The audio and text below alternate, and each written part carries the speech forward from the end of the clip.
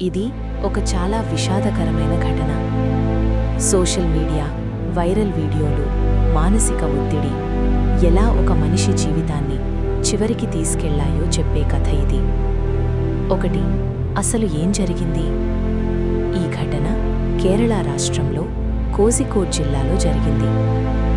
ఒకరోజు ఒక పబ్లిక్ బస్లో ప్రయాణిస్తున్న సమయంలో ఒక మహిళా యూట్యూబర్ ఒక వ్యక్తిని అనుచితంగా ప్రవర్తించాడు అని ఆరోపిస్తూ వీడియో రికార్డ్ చేసింది. ఆ వీడియోలో ఆ వ్యక్తి ముఖం స్పష్టంగా కనిపించేలా బస్లోనే అతడిపై ఆరోపణలు చేస్తూ రికార్డింగ్ జరిగింది. 2. వీడియో వైరల్ ఎలా అయ్యింది?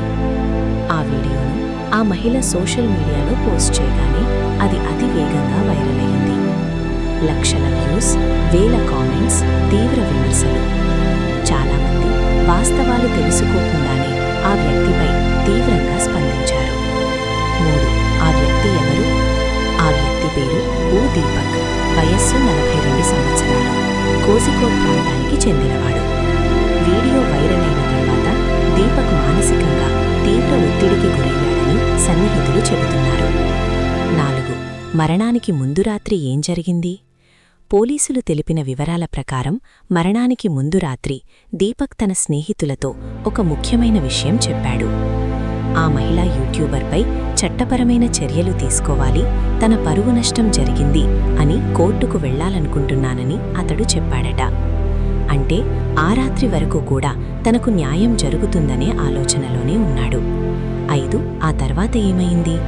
అయితే అదే వ్యక్తి మరుసటి రోజు ఉదయం తన ఇంట్లో ఆత్మహత్య చేసుకుని మరణించినట్లు పోలీసులు నిర్ధారించారు.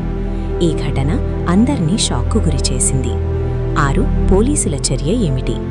ఈ కేసులో పోలీసులు అసహజ మరణం అన్‌న్యాచురల్ డెత్గా కేసు నమోదు చేసి విచారణ ప్రారంభించారు.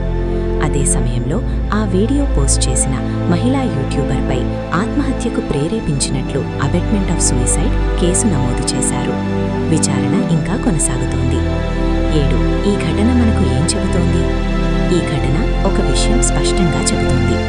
సోషల్ మీడియాలో ఏదైనా ఆరోపణ చేయడానికి ముందు, వీడియో పోస్ట్ చేయడానికి ముందు దాని ప్రభావం ఒక మనిషి జీవితంపై ఎంత తీవ్రమై ఉంటుందో ఆలోచించాలి. అలాగే సోషల్ మీడియాలో చూసిన ప్రతిదాన్ని నిజమని నమ్మి తీర్పులివ్వడం కూడా చాలా ప్రమాదకరం. 8. చివరి మాట. న్యాయం అనేది కోర్టులో జరగాలి, వైరల్ వీడియోలలో కాదు. ఒక వీడియో, ఒక పోస్ట్, ఒక కామెంట్ ఇవి ఎవరి జీవితాన్నైనా శాశ్వతంగా మార్చగలవు. సోషల్ మీడియా వాడకమంటే బాధ్యత. ఈ ఘటన నుంచి మనమందరం ఒక పాఠం నేర్చుకోవాలి.